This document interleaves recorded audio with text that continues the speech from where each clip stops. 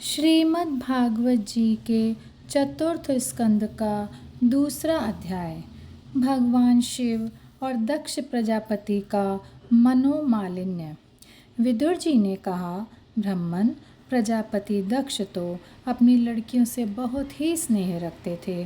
फिर उन्होंने अपनी कन्या सती का अनादर करके शीलवानों में सबसे श्रेष्ठ श्री महादेव जी से द्वेष क्यों किया। महादेव जी भी चराचर के गुरु, वैर रहित शांत मूर्ति, आत्माराम और जगत के परम आराध्य देव हैं। उनसे भला कोई क्यों वैर करेगा। भगवान, उन ससुर और दामाद में इतना विद्वेष कैसे हो गया, जिसके कारण सती ने अपने दुस्त्यज प्राणों तक की बलि दे दी। यह आप मुझसे कहिए। श्री मैत्रेय जी ने कहा, विदुर जी, पहले एक बार प्रजापतियों के यज्ञ में सब बड़े बड़े ऋषि, देवता, मुनि और अग्नि आदि अपने अपने अनुयायियों के सहित एकत्र हुए थे। उसी समय प्रजापति दक्ष ने भी उस सभा में प्रवेश किया। वे अपने तेज से सूर्य के समान प्रकाशमान थे और उस विशाल सभा भवन का अंधकार दूर किए देते थे। उन्हें आया देख ब्रह्मा जी और महादेव जी के अतिरिक्त अग्नि पर्यंत सभी सभासद उनके तेज से प्रभावित होकर अपने अपने आसनों से उठकर खड़े हो गए। इस प्रकार समस्त सभासदों से भली भांति सम्मान प्राप्त करके तेजस्वी दक्ष जगत पिता ब्रह्मा जी को प्रणाम कर उनकी आज्ञा से अपने आसन पर बैठ गए। परंतु महादेव जी को पहले से ही बैठा देख तथा उनसे अभ्युत्थान आदि के रूप में कुछ भी आदर न पाकर दक्ष उनका यह व्यवहार सहन न कर सके। उन्होंने उनकी ओर टेढ़ी नज़र से इस प्रकार देखा मानो उन्हें वे क्रोधाग्नि से जला डालेंगे। फिर कहने लगे, देवता और अग्नियों के सहित समस्त ब्रह्मर्षिगण मेरी बात सुने। मैं ना समझी या द्वेषवश नहीं कहता, बल्कि शिष्टाचार की बात कहता हूँ। यह निर्लज्ज महादेव समस्त लोकपालों की पवित्र कीर्ति को धूल में मिला रहा है। देखिए, इस घमंडी ने सत्पुरुषों के आचरण को लांछित एवं मटिया मेट कर दिया है। बंदर के से नेत्र वाले इसने सत्पुरुषों के समान मेरी सावित्री सरीखी मृग नयनी पवित्र कन्या का अग्नि और ब्राह्मणों के सामने पाणी ग्रहण किया था। इसलिए यह एक प्रकार मेरे पुत्र के समान हो गया है। उचित तो यह था कि यह उठकर मेरा स्वागत करता, मुझे प्रणाम करता, परंतु इसने वाणी से भी मेरा सत्कार नहीं किया। हाय, जिस प्रकार शूद्र को कोई वेद पढ़ा दे, उसी प्रकार मैंने इच्छा न होते हुए भी भावीवश इसको अपनी सुकुमारी कन्या दे दी। इसने सत्कर्म का लोप कर दिया। यह सदा अपवित्र रहता है, बड़ा घमंडी है और धर्म की मर्यादा को तोड़ रहा है। यह प्रेतों के निवास स्थान भयंकर श्मशानों में भूत प्रेतों को साथ लिए घूमता फिरता रहता है।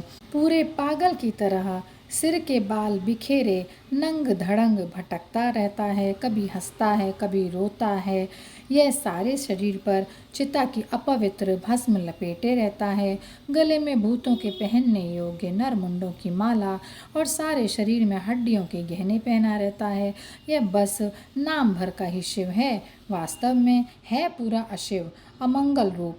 जैसे यह स्वयं मतवाला है, वैसे ही इसे मतवाले ही प्यारे लगते हैं। भूत प्रेत प्रमथ आदि निरे तमोगुणी स्वभाव वाले जीवों का यह नेता है। अरे, मैंने केवल ब्रह्मा जी के बहकावे में आकर ऐसे भूतों के सरदार, आचारहीन और दुष्ट स्वभाव वाले को अपनी भूली भाली बेटी ब्याह दी। श्री मैत्रेय जी कहते हैं, विदुर जी, दक्ष ने इस प्रकार महादेव जी को बहुत ही कुछ बुरा भला कहा, तथापि उन्होंने उसका कोई प्रतिकार नहीं किया। वे पूर्ववत निश्चल भाव से बैठे रहे। इससे दक्ष के क्रोध का पारा और भी ऊंचा चढ़ गया और वे जल हाथ में लेकर उन्हें शाप देने को तैयार हो गए। दक्ष ने कहा, यह महादेव देवताओं में बड़ा ही अधम है। अब से इसे इंद्र, उपेंद्र आदि देवताओं के साथ यज्ञ का भाग ना मिले। उपस्थित मुख्य मुख्य सभासदों ने उन्हें बहुत मना किया, परंतु उन्होंने किसी की भी ना सुनी। महादेव जी को शाप दे दिया। फिर ये अत्यंत क्रोधित होकर उस सभा से निकलकर अपने घर को चले गए। जब श्री शंकर जी के अनुयायियों में अग्रगण्य नंदीश्वर को मालूम हुआ कि दक्ष ने शाप दे दिया है, तो वे क्रोध से तमतमा उठे और उन्होंने दक्ष तथा उन ब्राह्मणों को जिन्होंने दक्ष के दुर्वचनों का अनुमोदन किया बड़ा भयंकर शाप दे डाला। वे बोले, जो इस मरण धर्मा शरीर में ही अभिमान करके किसी से भी द्रोह न करने वाले भगवान शंकर से द्वेष करता है, वह भेद बुद्धि वाला मूर्ख दक्ष तत्व ज्ञान से ही विमुख ही रहे। यह चातुर्मास से यज्ञ करने वाले को अक्षय पुण्य प्राप्त होता है। आदि अथर्ववेद रूप वेद वाक्यों से मोहित एवं विवेक भ्रष्ट होकर विषय सुख की इच्छा से कपट धर्ममय गृहस्थाश्रम में आसक्त रहकर कर्म कांड में ही लगा रहता है। इसकी बुद्धि देहादि में आत्मभाव का चिंतन करने वाली है। उसके द्वारा इसने आत्मा स्वरूप को भुला दिया है। यह साक्षात पशु के ही समान है। अतः अत्यंत स्त्री लंपट हो और शीघ्र ही इसका मुंह बकरे का हो जाए। यह मूर्ख कर्ममयी अविद्या को ही विद्या समझता है। इसलिए यह और जो लोग भगवान शंकर का अपमान करने वाले इस दुष्ट के पीछे पीछे चलने वाले हैं, वे सभी जन्म मरण रूप संसार के चक्कर में पड़े रहेंगे। वेदवाणी रूप लता फलश्रुति पुष्पों से सुशोभित है। उसके कर्म फल रूप मनोमोह गंध से इनके चित्त शुद्ध हो रहे हैं। इससे ये शंकर द्रोही कर्मों के जाल में ही फंसे रहें। ये ब्राह्मण लोग भक्ष्य के विचार को छोड़कर केवल पेट पालने के लिए ही विद्या तप और व्रतादि का आश्रय लें तथा धन शरीर और इंद्रियों के सुख को ही सुख मानकर उन्हीं के गुलाम बनकर दुनिया में भीख मांगते भटका करें।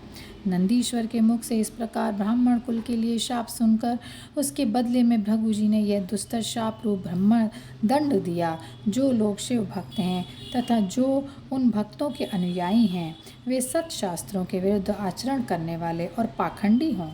जो लोग शौचाचार विहीन मंद बुद्धि तथा जटा राख और हड्डियों को धारण करने वाले हैं, वे ही शैव संप्रदाय में दीक्षित हों, जिसमें सुरा और आसव ही देवताओं के समान आदरणीय है। अरे तुम लोग जो धर्म मर्यादा के संस्थापक एवं वर्णाश्रमियों के रक्षक वेद और ब्राह्मणों की निंदा करते हो, इससे मालूम होता है तुमने पाखंड का आश्रय ले रखा है।